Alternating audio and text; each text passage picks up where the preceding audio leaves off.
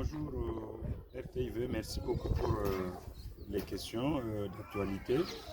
Je tiens à préciser d'abord que la nomination de la nouvelle première ministre de notre pays par son Excellence, Monsieur le Président de la République, Félix Antoine Tshisekedi Tshilombo, et avant tout, c'est une bonne chose pour notre pays parce que c'est depuis l'indépendance que le Congo, notre pays, n'a jamais connu une femme à la tête du gouvernement.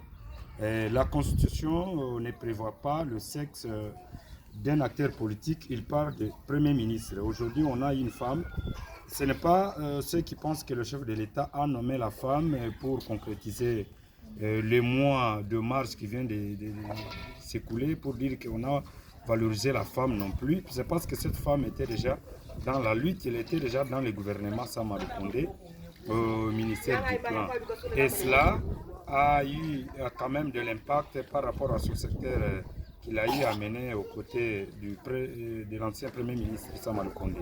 Nous la souhaitons bonne chance, qu'elle ne se considère pas comme une femme, qu'elle se considère comme un homme au service du pays, qu'elle soit là comme tous les autres acteurs politiques et que nous les hommes aussi puissions comprendre que même la femme a aussi la capacité de faire bouger les choses.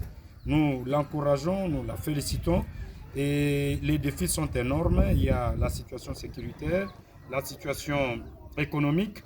Vous savez qu'il y a la dépréciation de notre monnaie. Les dollars actuellement c'est dans le 270 quelques. Nous demandons à la première ministre d'user de son poids qu'elle puisse faire la différence.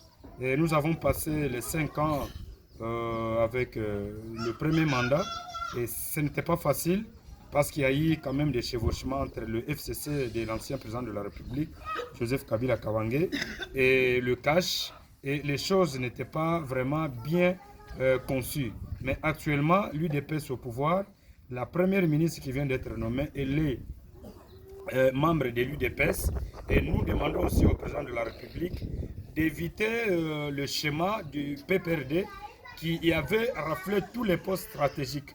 Donc on a le Premier ministre de l'UDPS, le président de la République, bien qu'il ait passé comme candidat indépendant, le chef de l'État n'appartient pas à un parti politique tant qu'il est président de la République. Et il y a aussi d'autres forces politiques de l'Union sacrée qui sont à l'intérieur de ce présidium de l'Union sacrée, qu'on puisse maintenant gérer l'équilibre géopolitique. Il y a l'Assemblée nationale, il y a le Sénat et il y a les membres du gouvernement central. Donc on doit tenir compte de tous ces paramètres pour éviter qu'il n'y ait pas encore de frustration au sein du gouvernement de notre première ministre qui vient d'être nommée, et surtout qu'elle représente la nation congolaise de l'intérieur, même de la diaspora. Donc nous demandons à tous les peuples congolais de faire un effort pour soutenir les actions du chef de l'État, soutenir la première ministre, faire tout pour que la question de l'Est du pays puisse être éradiquée, et s'il faut entrer en contact avec ceux qui nous menacent ou ceux qui menacent l'intégrité territoriale de notre pays, on doit le faire parce que ce sont des milliards de dollars que nous sommes en train de perdre. Donc nous devons consolider cette démocratie.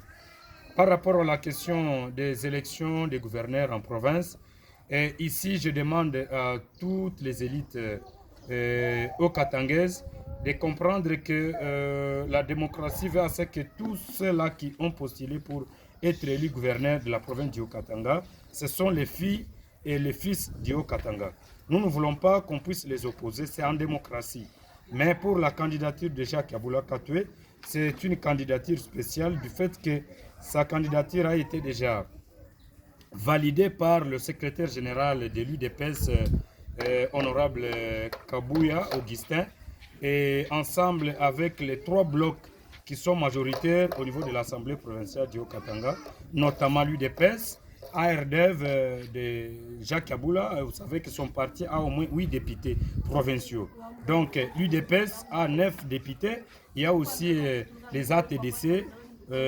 Donc les 3 blocs ont décidé pour que Jacques Aboula soit leur candidat unique. Mais cela n'a pas empêché qu'il y ait d'autres candidats de l'Union sacrée au niveau de la province. Mais sa candidature est très spéciale et je rappelle aux députés provinciaux du Haut-Katanga qui avaient déjà pris l'engagement à Kinshasa pour porter leur choix sur Jacques Kaboula Katoué, qu'ils puissent honorer cela pour que Kaboula puisse continuer le deuxième mandat, qu'il améliore là où il y avait des failles. Comme je l'ai toujours dit, il sera réélu comme gouverneur de la province du Haut-Katanga. Et moi, particulièrement, c'est mon droit de choisir ou de soutenir un candidat X ou Y. Mais moi, mon choix porte sur Jacques Kaboula Katoué, qui sera élu comme gouverneur de la province du Haut-Katanga.